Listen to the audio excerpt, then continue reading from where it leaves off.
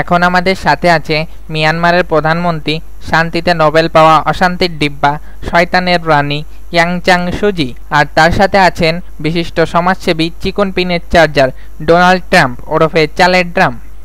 আজকের আলোচনার প্রতিপাদ্য বিষয় হলো রোহিঙ্গাদের উপর অমানবিক নির্যাতন ও গণহত্যার পিছনে ইয়াংচাং সুজি এর গুরুত্বপূর্ণ অবদান ও ভূমিকা।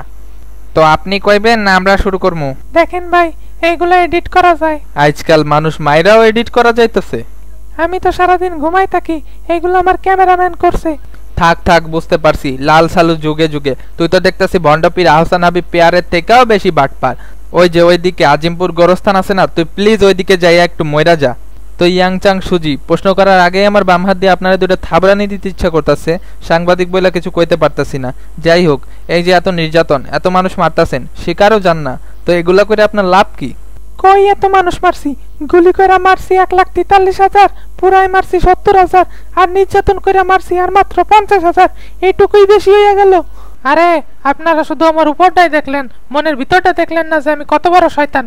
হাই হাই, এডি আমি কি কইলাম? আসলে মানে ভুইলা মুখ থেকে সত্যি কথাটা বের হয়ে গেছে। সত্যি কখনো গোপন থাকে না, যার জন্য আমি আন্তরিকভাবে দুঃখিত। তোরে যে কে শান্তিতে নোবেল দিছিল, মনটা চাইতেছে তারে যাইয়া আগে দুইটা থাবড়ানি দেই। তোর তো অশান্তিতে অস্কার পাওয়া উচিত।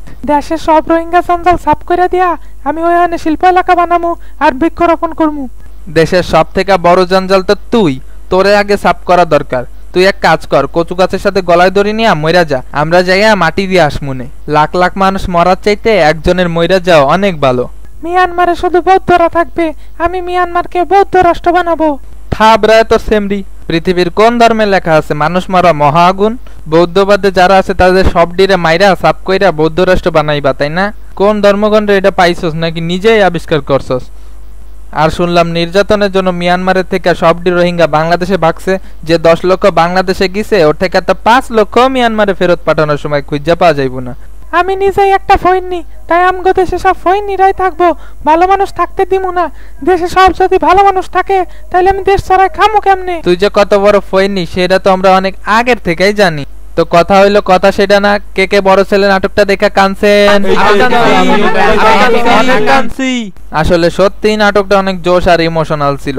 সত্যি কথা কইতে আমিও কান্দা দিছিলাম। তারপর আমার মাইয়া আমারে কইলো, এই নো আব্বা টিস্যু পেপার। আমি ওরে কইলাম, বড় আব্বারা লুকাই কান্দে না, সবার সামনেই কান্দে। এটা তো কথা ছিল না। তো যাই হোক, বড় ছেলে নাটকটা দেখা মানুষের চোখের পানিতে এমনি বাংলাদেশে একটা বড় সড়ো বন্যা হয়ে গেছে। তারপর আবার এই রোহিঙ্গা ইস্যু। কালকে প্রথম আলোর একটা পরিসংখ্যানে দেখলাম যে 10 লাখ রোহিঙ্গা বাংলাদেশে আইছে, ওইগুলার যদি আবার ওগো দেশে বাংলাদেশ থেকে না পাঠাইতে পারে, তাহলে 2019 সালের মধ্যেই বাংলাদেশের জনসংখ্যা 25 কোটি হইয়া যাইব।